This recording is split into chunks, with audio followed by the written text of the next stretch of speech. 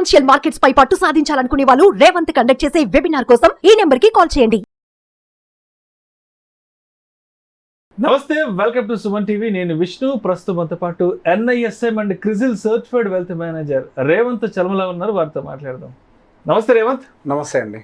రేవంత్, ఏంటి మార్కెట్లు బాగా తడబాట్లకు గురి అవుతున్నాయి?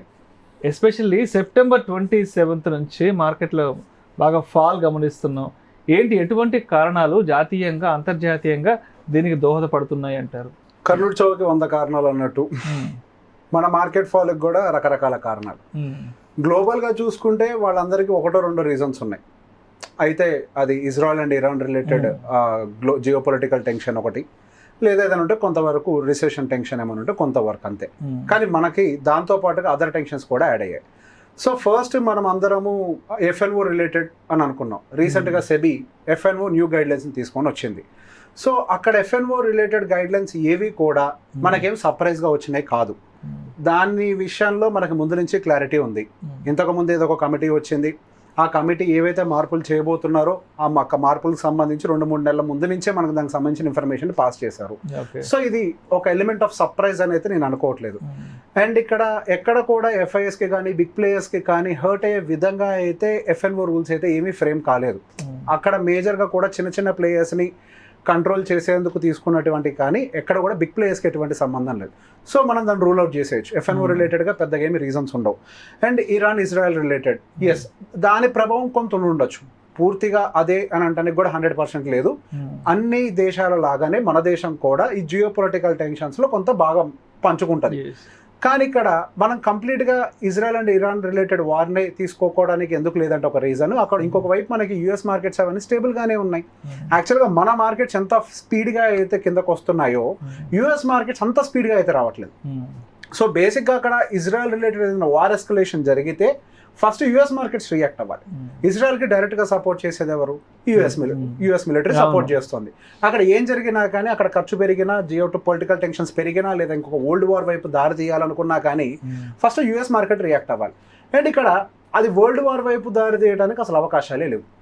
చైనా ఇరాన్కి సపోర్ట్ చేసి వరల్డ్ వార్ని ఎఫోర్డ్ చేసే సిచ్యువేషన్లో లేదు. వాళ్ళు ఆల్రెడీ ఆర్థిక సంక్షోభాన్ని ఎదుర్కొంటున్నారు.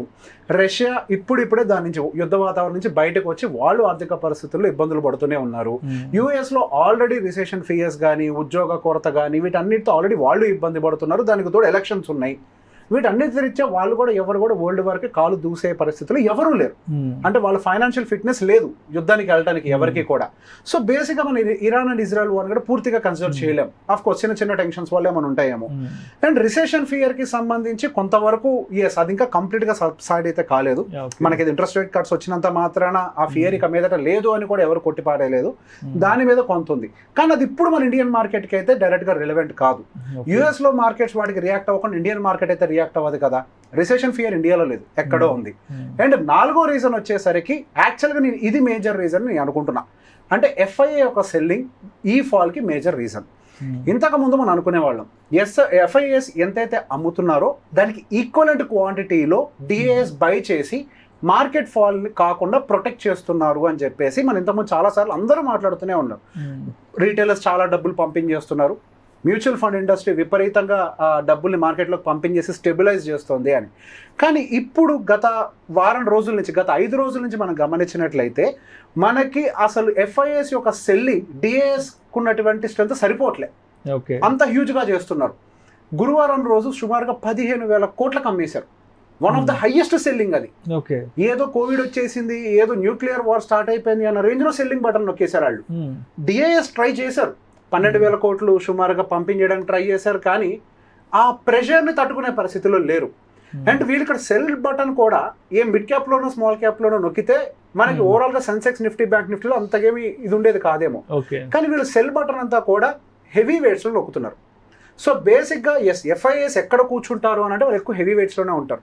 వాళ్ళ ఫేవరెట్స్ ఏంటి అంటే బ్యాంకింగ్స్, ప్రైవేట్ బ్యాంక్స్ వాళ్ళకి చాలా ఫేవరెట్. అండ్ దాంతోపాటుగా కొంచెం హెవీ వెయిట్ కంపెనీస్ అంటే పెద్ద లార్జ్ క్యాప్ కంపెనీస్లోనే ఉంటారు. నిన్న గురువారం రోజు దాదాపుగా రిలయన్స్ 3% పడిపోయింది. యాక్చువల్గా రిలయన్స్ పడకూడదు, ఎందుకంటే క్రూడ్ ఆయిల్ ప్రైస్ పెరిగింది. క్రూడ్ ఆయిల్ ప్రైస్ పెరగటము అని అంటే రిలయన్స్కి ఫేవరబుల్.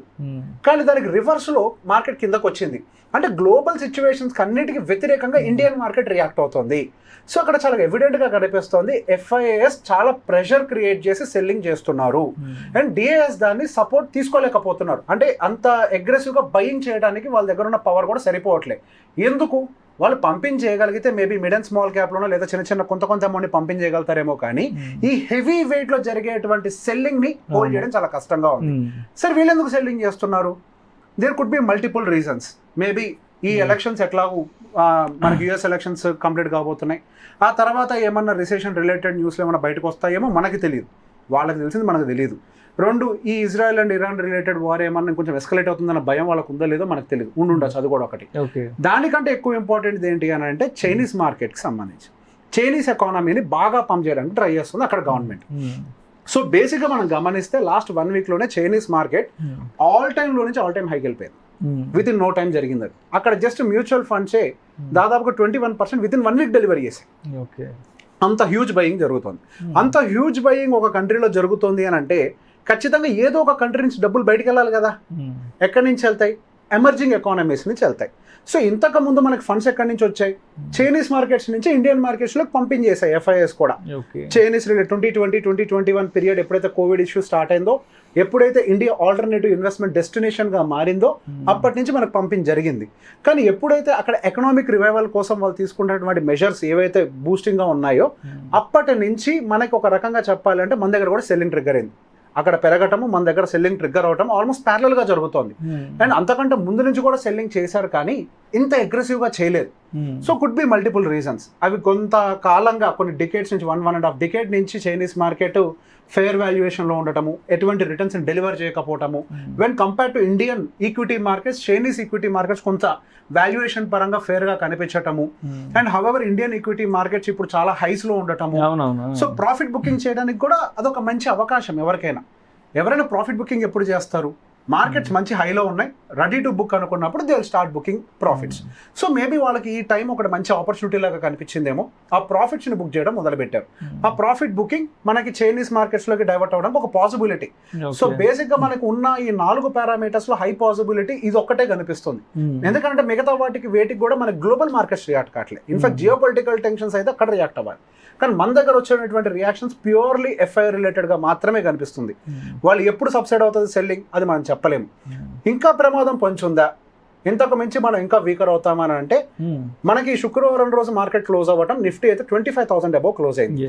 అండ్ దాదాపుగా మన గత 5 రోజుల్లో నిఫ్టీ దాదాపుగా 5% 1250 పాయింట్లు పడిపోయింది విత్ ఇన్ నో టైం. అది ఆ 1250 పాయింట్లు పైకి వెళ్ళడానికి దాదాపుగా మనకి 12 రోజులు టైం పడితే కిందకి రావడానికి మాత్రం 5 రోజులే పట్టింది. బ్యాంక్ నిఫ్టీ 3000 పాయింట్లు పడిపోయింది, దాదాపుగా 5.5%. సో బేసిక్గా మనకి ఇప్పుడు ఒక రకమైన సపోర్ట్లో అయితే ఉంది.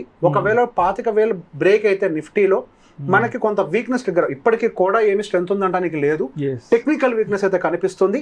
కానీ 25,000 ఫిగర్ కనుక బ్రేక్ డౌన్ సైడ్ క్లోజ్ అయితే మాత్రం మనం ఇంకా కాషియస్ అవ్వాలి. ఇప్పటికీ కాషియస్గానే ఉండాలి, మరింత కాషియస్గా మనం జాగ్రత్తలు తీసుకోవాల్సిన అవసరం అయితే ఉంది. సో బేసిక్గా ఇట్లాంటి టైంలో కొన్ని ఆపర్చునిటీస్ కూడా దొరుకుతాయి. Every fall is an opportunity. ఇట్లాంటి టైంలో కొన్ని వజ్రాలు కూడా దొరుకుతూ ఉంటాయి. సో నేను స్టాక్ పేరు చెప్పాను కానీ నేను డెఫినెట్గా సెక్టార్స్ వైపుగా నేను మాట్లాడతాను ఎప్పుడు మాట్లాడినా. సో సెక్టార్స్ వైపు చూసేటప్పుడు ఐటీని ఎప్పుడైనా డిఫెన్సివ్ మనకి సెక్టార్స్ని పిక్ చేద్దాం. ఫస్ట్ వచ్చేసరికి ఐటీ సెక్టర్ మీద ఫోకస్ పెట్టాలి. అండ్ ఆ తర్వాత ఎఫ్ఎంసీజీ అండ్ ఫార్మా. అండ్ మనకు శుక్రవారం రోజు గమనిస్తే మనకి ఫార్మా అండ్ ఐటీ మాత్రమే సపోర్ట్ చేసాయి. ఆ రెండు సపోర్ట్ చేయకపోతే ఫాల్ ఇంకా తీవ్రంగా ఉండేది, చాలా తీవ్రంగా ఫాల్ ఉండేది. ఆ రెండు సపోర్ట్ చేయడం వల్లే ఈరోజు ఈ మాత్రం మార్కెట్ ఆగింది. సో ఈ మూడిటి మీద FMCG, pharma and as well as IT, వీటి మీద ఫోకస్ పెడుతూ ఎక్కడైనా ఆపర్చునిటీస్ దొరికితే ఆటో సెక్టార్ మీద కూడా ఒక కన్నేసి ఉంచాలి. ఆటో సెక్టర్ కి కూడా మనకి గ్రోయింగ్ ఫర్దర్, ఇప్పుడు మనకి ఏదైనా డిప్స్ వస్తే గ్రోయింగ్ ఫర్దర్ ఆటో సెక్టర్ కి మంచి స్కోప్ ఉంది పెరగడానికి. సో బేసిక్ గా మనకి డౌన్ సైడ్ ఎప్పుడైనా ఆపర్చునిటీస్ దొరికినప్పుడు ఆటో మీద కూడా మనం ఫోకస్ పెట్టచ్చు. అంటే మరి మండే నుంచి మార్కెట్ మీద ఎలాంటి ఎక్స్పెక్టేషన్స్ ఉన్నాయి అంటే ఇప్పుడు ఏదైతే ఫాల్ ఉందో లాస్ట్ 4-5 రోజుల నుంచి ఇది మండే నుంచి కూడా కనెక్ట్ అయ్యి ముందుకు వెళ్తుందంటారా, లేదంటే మండే నుంచి ఏదైనా కొంత మార్పులు చేర్పులు చూసే అవకాశం ఉందంటారా? మార్కెట్ అనేది ఎప్పుడు ఒక స్ట్రైట్ లైన్ లో కిందకి రాదు, పైకి వెళ్ళదు. సో డెఫినెట్ గా there will be some technical bounce. అంటే కింద నుంచి ఇక్కడ దాకా వచ్చి కొంచెం పైకి వస్తుంది, దాన్ని రివర్సల్ అనలేము, పైకి వెళ్ళిపోద్ది అనలేము, దాన్ని టెక్నికల్ బౌన్స్ అంటాం. అంటే సహజంగా సపోర్ట్ దగ్గరికి వచ్చినప్పుడు అక్కడ కొంతమంది బయర్స్ ఉంటారు, ఆ బయర్స్ ప్రెషర్ వల్ల కొంచెం పైకి వెళ్తుంది. సో బేసిక్ అక్కడి నుంచి పైకి వెళ్తుందా లేదా అనేది మనం ఇప్పుడు చెప్పలేము, కానీ బట్ టెక్నికల్ గా మాత్రం దాని స్ట్రక్చర్ మాత్రం వీక్ అయింది. మనం గత 6-7 నెలలు, గత సంవత్సరంతో కంపేర్ చేస్తే గత 3 నెలల నుంచి మార్కెట్ లో వాలటాలిటీ చాలా ఎక్కువగా కనిపిస్తుంది. కనిపిస్తుంది. ఈ 1500 పాయింట్లు 2000 పాయింట్లు నిఫ్టీ పడటం, అక్కడి నుంచి పెరగటం, మళ్ళీ పడటం, ఈ వాలటాలిటీ అనేది బాగా పెరిగింది. ఇంత హ్యూజ్ వాలటాలిటీ టాప్ లో ఫామ్ అవుతుంది అని అంటే సహజంగా అది స్ట్రక్చరల్ వీక్నెస్ కి దారితీస్తుంది. సో బేసిక్ గా అక్కడి నుంచి మళ్ళీ హైస్ కి, మళ్ళీ హై వెళ్ళదు అని నేను చెప్పట్లేదు, వెళ్ళినా కానీ ఇంతే స్పీడ్ గా కిందకి రావడానికి కూడా ప్రాబబిలిటీ ఉంటుంది. అంటే market is not showing interest. Market bull run లో పార్టిసిపేట్ చేయాలి అని అంటే majority of the players interest చూపించాలి. కానీ ఇక్కడ మనకు క్లియర్ గా అర్థమవుతోంది majority of the players interest చూపించట్లేదు. సో దానివల్ల సెల్లింగ్ ట్రిగ్గరే కిందకు వస్తుంది అని. ఇది స్ట్రక్చరల్ ఫార్మేషన్ మనం గమనించినప్పుడు అది వీక్నెస్ తోటే కనిపిస్తుంది. సో మన మండే నుంచి అయినా సరే మనం ఇక్కడ నుంచి ఏదో లైక్ బై ఆన్ డిప్ కంటే కూడా సెల్ ఆన్ రైస్ మార్కెట్ లాగా చూడాలి. అంటే కొంచెం పైకి లేసినప్పుడు ట్రేడర్స్ పాయింట్ ఆఫ్ వ్యూలో చెప్తున్నాను, కిందకు వచ్చి పైకి లేసినప్పుడు అది సెల్ ఆన్ రైజ్ అని అంటాం.